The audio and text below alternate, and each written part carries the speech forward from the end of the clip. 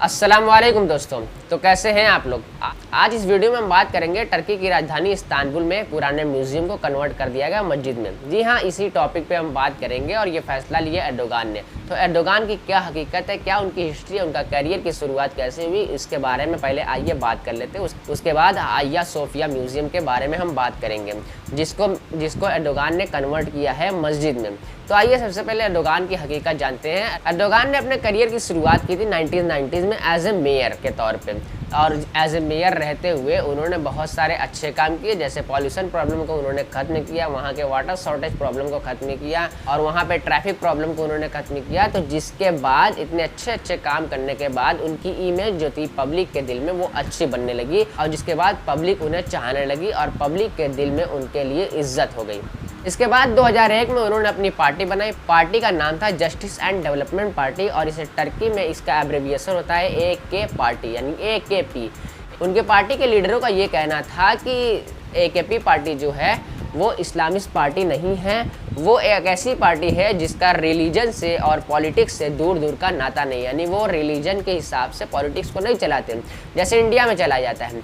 तो उनका ये कहना था कि वहाँ पर रिलीजन और पॉलिटिक्स दो अलग अलग चीज़ें हैं, पॉलिटिक्स को रिलीजन से जोड़कर वो नहीं चलाते थे, जिसके बिना पर पब्लिक के दिल में उनकी पार्टी के लिए और ज़्यादा चाह हो गई और पब्लिक के दिल में उनके लिए और ज़्यादा इज्जत हो गई। वहाँ की पब्लिक ये चाहती थी कि वहाँ का जो भी सेकुलरिज्म है, वहाँ पे फ्रेंच सेकुलरिज्म था, जिसमें ये था कि वहाँ की पब्लिक को ये खुले तौर पे इजाज़त नहीं थी कि वो अपने धर्म का पालन खुले तौर पे करे।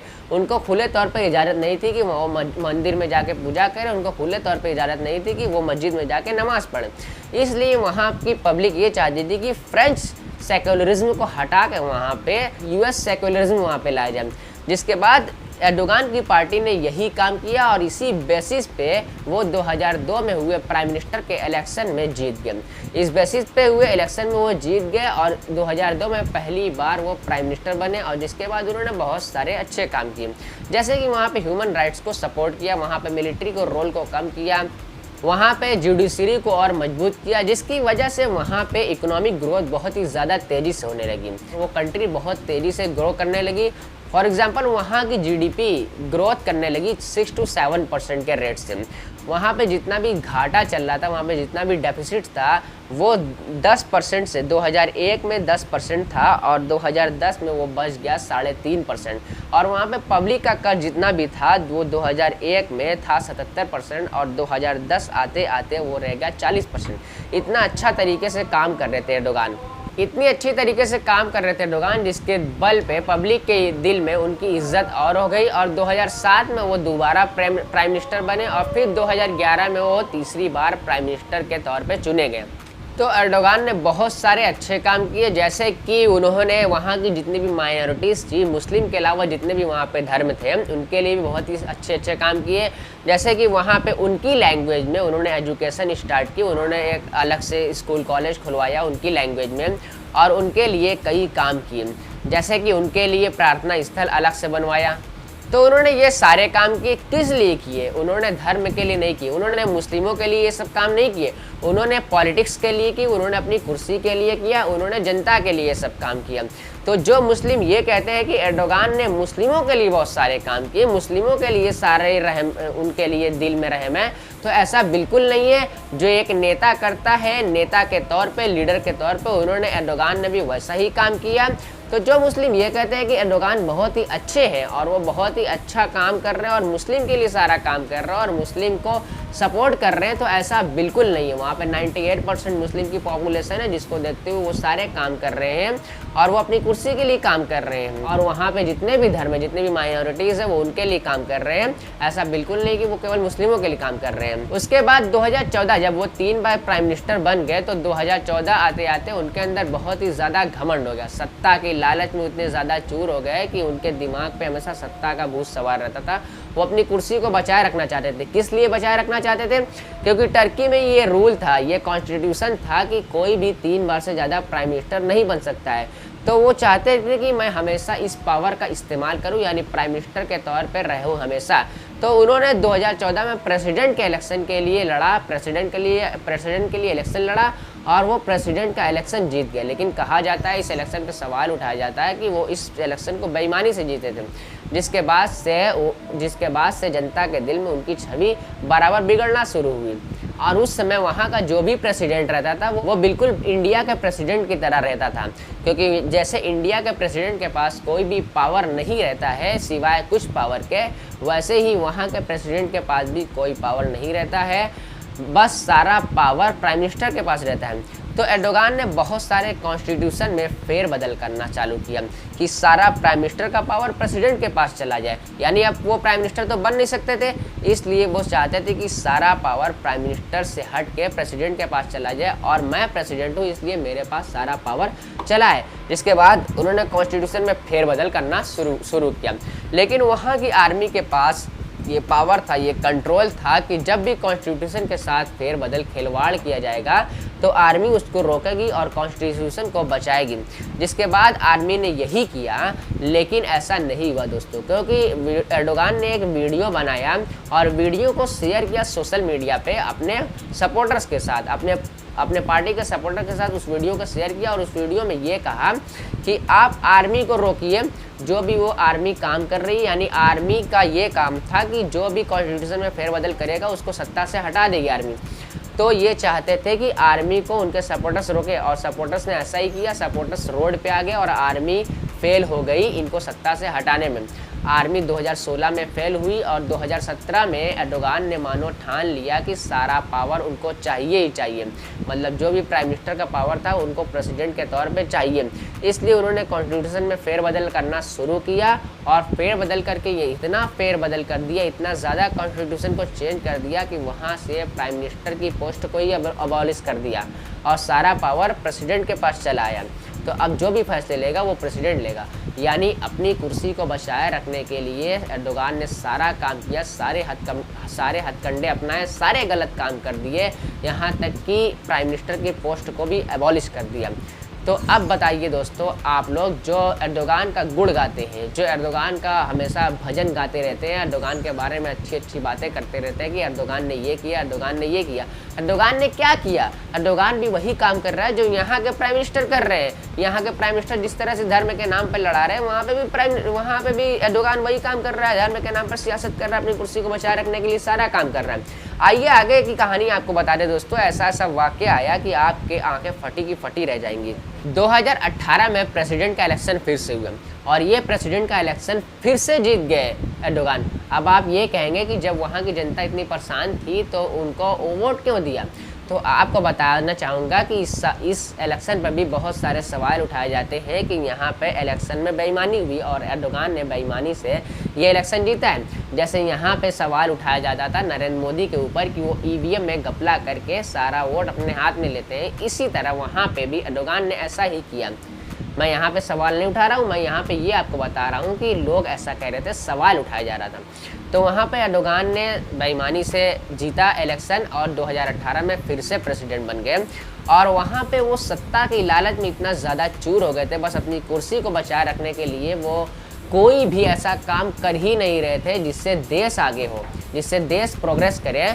और देश की इकोनॉमिक कंडीशन इतनी बेकार हो गई दोस्तों कि देश जहां से स्टार्ट किया था, जितना कर्ज पहले था वहीं पे वापस लौटने लगा और उस बहुत बुरी तरीके से उसकी जीडीपी गिरने लगी, जिसके बाद वहाँ के लोग नाराज़ होने लगे और वहाँ के जर्नलिस्ट ये कहने लगे कि आखिर यहाँ का प्रेसिडेंट इकोनॉमिक ग्रोथ को बचाए रखने के लिए, जीडीपी को बचाए रखने के लिए क्यों कुछ नहीं कर रहा है। जिसके बाद एर्दोगान ने वही किया जो यहाँ के लोग करते हैं, जो यहाँ के राजनेता करते हैं, एर्दोगान ने भी वही किया। जैसा चाइना वाला करता है उसी तरह एर्दोगान ने भी किया, सारे जर्नलिस्टों को कैद करना शुरू किया। जो भी जर्नलिस्ट सत्ता के खिलाफ बोलता है, जो भी जर्नलिस्ट एर्दोगान के खिलाफ बोलता है, उसको जेल में उठा के कैद कर दिया जाता है। जो भी जनता के लोग ऐसा बोलते हैं कि एर्दोगान गलत काम कर रहा है, उनको भी उठाकर जेल में डाल दिया जाता है। और आपको ये जानकर हैरानी होगी दोस्तों कि दुनिया में सबसे ज़्यादा अगर जर्नलिस्ट कहीं पे कैद हैं तो वो है टर्की।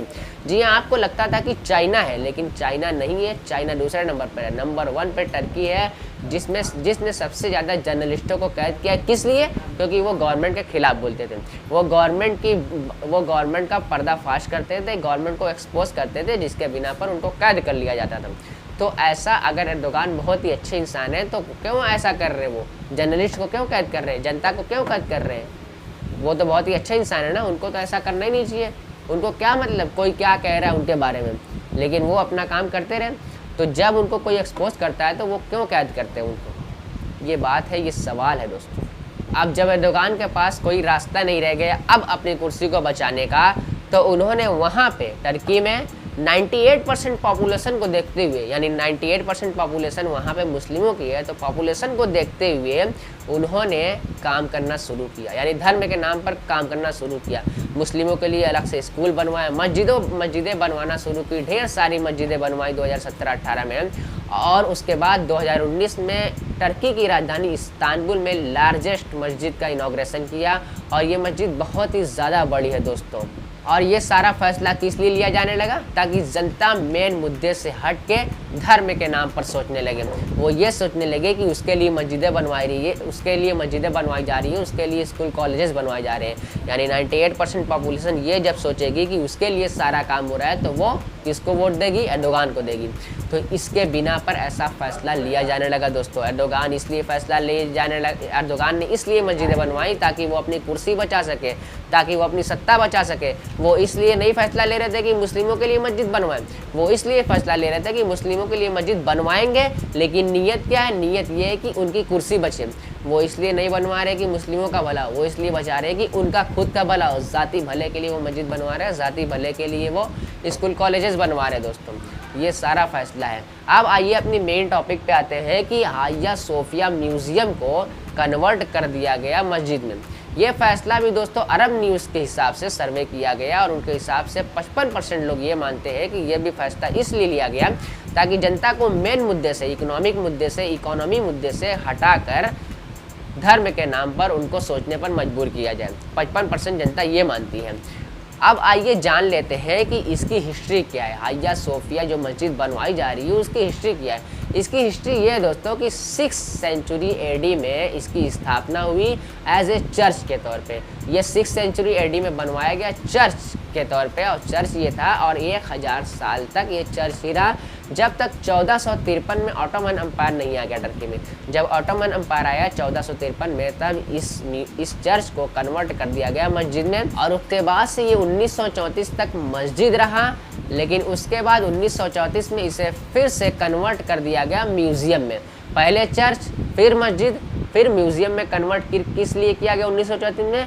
ताकि टर्की को एक सेक्युलर राष्ट्र के तौर पे देखा जाने लगे। वहाँ पे ये ना देखा जाने लगे कि यहाँ पे धर्म के नाम पर सारे सियासी फैसले लिए जाते हैं। इसलिए अतातुर्क ने ये फैसला लिया कि इस मस्जिद को म्यूज़ियम में कन्वर्ट कर दिया जाए। तो ये फैसला लिया गया 1934 में। उसके बाद से ये म्यूज़ियम बना रहा। लेकिन 2020 में एर्दोगान ने फिर ये फैसला ले लिया कि इस म्यूज़ियम को कन्वर्ट कर दिया जाए मस्जिद में, क्योंकि ये पहले मस्जिद था, इसलिए इसको कन्वर्ट कर दिया जाए मस्जिद में। लेकिन ऐसा नहीं है दोस्तों, ये बिल्कुल गलत है कि एर्दोगान ने इसलिए फ़ैसला लिया कि पहले ये मस्जिद था। एर्दोगान ने बल्कि इसलिए फ़ैसला लिया है ताकि वो अपनी सत्ता बचाए रखें। वो 98% पॉपुलेशन के लिए वो काम करे जो वो चाहती है। धर्म के नाम पर ये काम करना चाहते हैं, और धर्म के नाम पर अपनी सियासत को बचाए रखना चाहते हैं। जैसे यहाँ पे राम मंदिर का मुद्दा उठा था, वैसे ही वहाँ पे मस्जिद का मुद्दा उठा है। तो यहाँ पे और वहाँ में क्या फ़र्क रहेगा दोस्तों?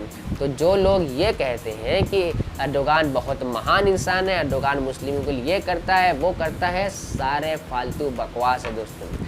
यहाँ पे जैसे यहाँ के राजनेता, जैसे यहाँ के लीडर्स धर्म के नाम पर लोगों को लड़ाते हैं, धर्म के नाम पर वोट लेते हैं, उसी तरह वहाँ पे एर्दोगान ने भी किया। धर्म के नाम पर वहाँ पे 98% पॉपुलेशन मुस्लिमों की, इसलिए हाया सोफिया म्यूज़ियम को उसने कन्वर्ट कर दिया मस्जिद में, क्योंकि जानता है कि जनता तो मूर्ख बनी बैठी है, जनता तो मासूम है। जनता धर्म के नाम पर जब जनता को ये लगेगा कि हाँ हमारे लिए काम हो रहा है, हमारे लिए मस्जिद बनाई जा रही है, तो उसको ये लगेगा कि हाँ हम इसको वोट दें, क्योंकि हमारे लिए काम हो रहा है। आपको बता दें कि जिस माइनॉरिटीज़ के लिए वहाँ पे जितने भी गैर धर्म के लोग थे मुस्लिम के अलावा, उनके लिए जब पार्टी बनी AK पार्टी, तो एर्दोगान ने बहुत सारे अच्छे काम किए थे। जैसे उनकी लैंग्वेज में एजुकेशन दी, उनके लिए प्रार्थना स्थल बनवाए, उनके लिए खुली छूट दे दी कि वो अपने धर्म का पालन करें। उनके लिए को एजुकेशन स्टार्ट किया, लड़के और लड़कियां एक साथ पढ़ने लगे। क्या ये इस्लाम में है? नहीं है ना। तो एर्दोगान ने क्यों किया? क्योंकि वो अपनी कुर्सी बचाए रखना चाहते थे और वो सेकुलरिज्म वहाँ पे बनाना चाहते थे, क्योंकि वहाँ की जनता चाहती थी ऐसा। जो जनता चाहे वही लीडर करता है, क्योंकि उसको वोट चाहिए।